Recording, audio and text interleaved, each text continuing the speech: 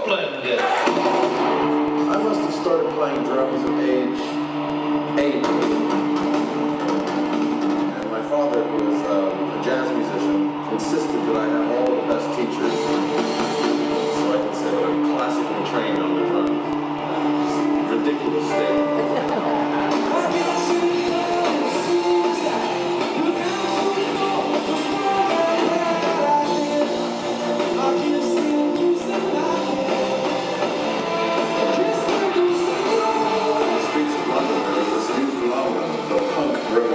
I looked at the band thinking, I can do that.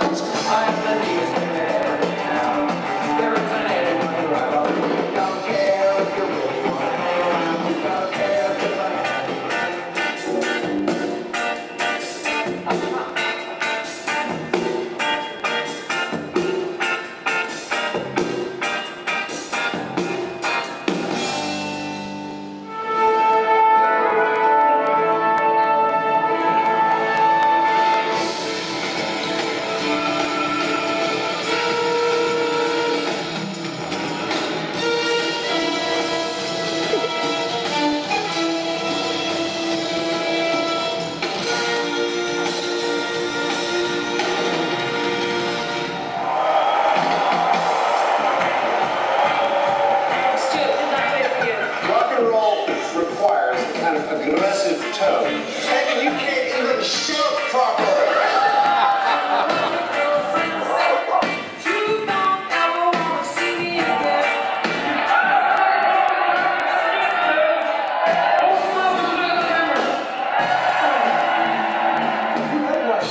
Don't you make me? Jim, watch me.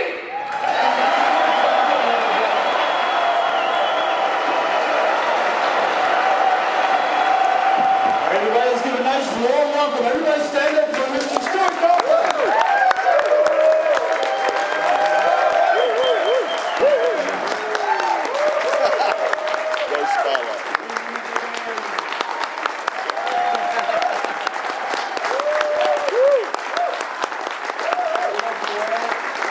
I love each and every one of you.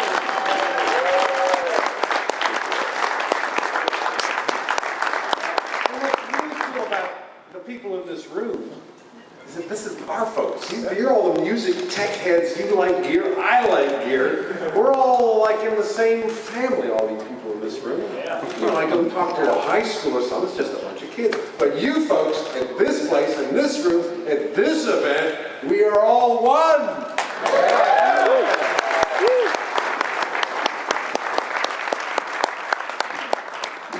All right. Where do we start, Stewart? Let's start at the beginning. All right. Perfect. Good idea. I'm going to assume that most people... Actually, let's cut to halfway through because there's like 60 years of shit to get through. So I'm assuming most people here know quite a bit about you already.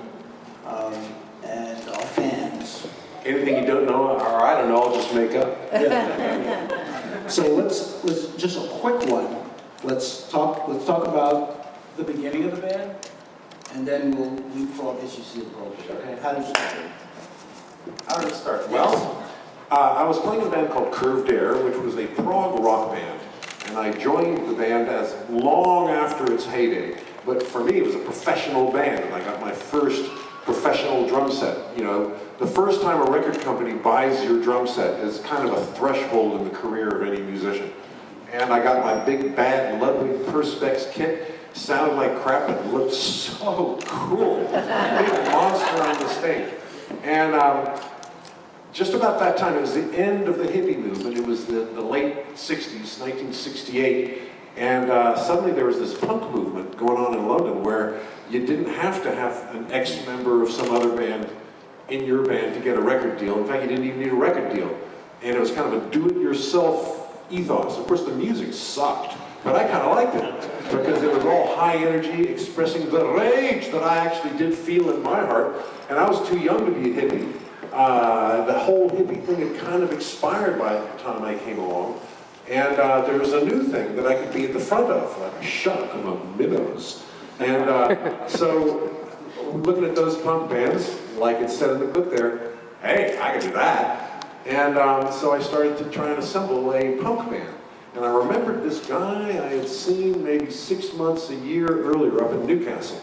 And he was playing in a kind of a jazz band, kind of a return to forever kind of thing.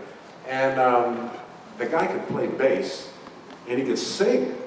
But the most importantly, there was a golden ray of heavenly light on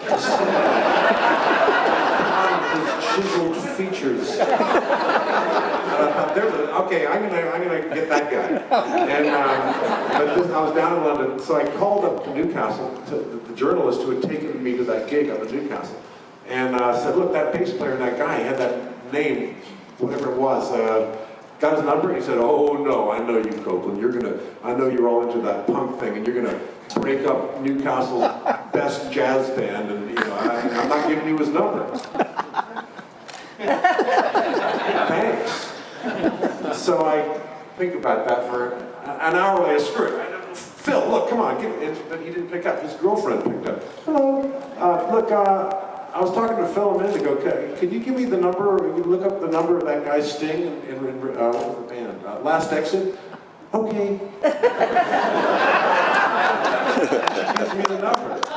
And by the way, just to conclude that part of the story, Phil's been dining out on having created the Police ever since. So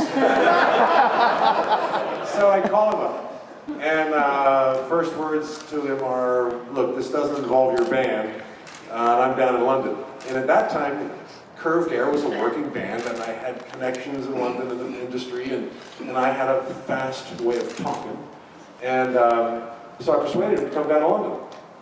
And he came down, and the rest is history. Wow. Yay. There's more. There's the Andy part. I said, come down to London. And he said, okay, how about Thursday? Sure, fine. Okay, click. Now I got to find me a band. I told him I had a band. Now I got to get one. And the only guitarist I knew was my friend Henry Padovani, who had recently dropped acid and cut his hair. And I had to shut him up about his great hero, Carlos Santana. Fine guitarist, don't mention that name when you're trying to start a punk band. But the acid fixed him up good. And he was a genuine punk. He hung out at all the clubs. He was the real thing. He was just this kid. He knew E, A, and D chords, but he could bang them out, And so I called, hey, got a band, got a guy coming down Thursday, come over. Thursday morning, I showed him like a G chord. Okay, now when I say the song goes E, D, A, G, okay, that's a G right there. Okay, let me show you. Okay, like that. Okay, so Sting comes over and I say, yeah, here's a guitarist, Henry Padovani, and okay, let's go. And okay, G, Henry, A. Anyhow, I'm putting him down a little too harshly there because it's funny. So we started a band with Henry Padovani, Stingo, and I.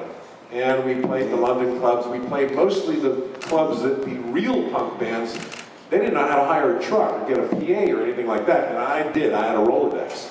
Some of the younger people here won't know that term, Rolodex.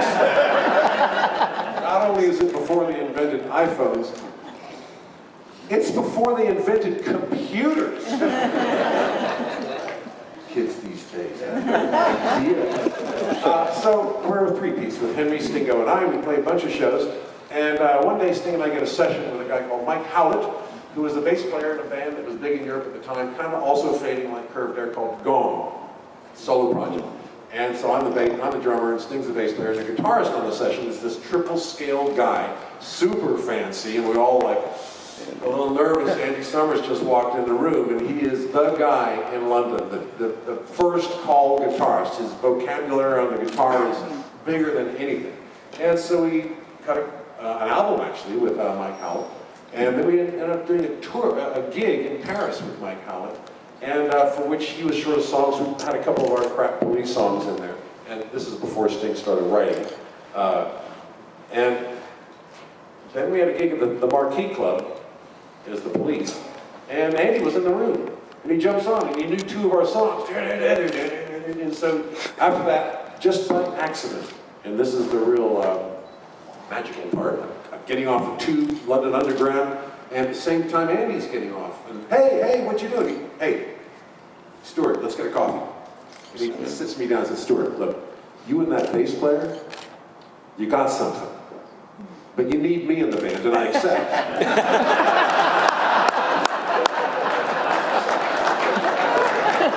Andy hates that story. But it's very Andy. And I go back to Sting and say, well, Andy wants to join the band. Oh, are you kidding? Come on, yes, yeah, what are you waiting for? You know, Sting absolutely out of it. He's in the band. Yeah, we got the actual musician. Are you kidding? Come on. And I said, look, this guy is too expensive. He's getting paid a lot of money for doing sessions. He's working 3 or 4 days a week. We can't afford him. He'll do 3 gigs with us and quit. We got no record company.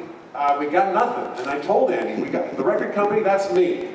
Management, that's me. Road crew, that's me and you. And so but Andy was persistent and Sting was persistent. Okay, all right, okay. And so Andy's in the band. We're now 4 players. We got 2 guitars. But Andy tells me right away, I'm going to get rid of that other guy. I accept your, joining your band, provided I get rid of the other guy. Well, we actually played maybe 2 or 3 shows with 2 guitars. And we went to do a recording. And long story short, Henry left. We were still all really good friends. And he went on to join a band called Wayne County and Electric Chairs that actually was above us in the hierarchy. And we ended up opening for the Electric Chairs a couple times in Holland. So everybody was happy with the arrangement. Meanwhile, Andy could play some chords. He had a musical education and a harmonic sophistication that suddenly Sting is like writing songs. It was the first time. He had a couple songs from his other band, but they weren't much. But as soon as Andy joined the band, now Sting can write songs with a harmonic, adventure that was beyond. And we started to get like complicated chords and complicated sounds. And then Andy got his plug board. And that's when the Police was really born, was when Andy joined the group.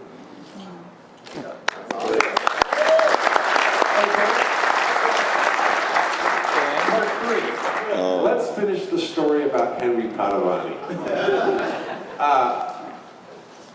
30 years later, we do a reunion tour. And we're playing Paris at the Stade de France, 80,000 people, 2 nights.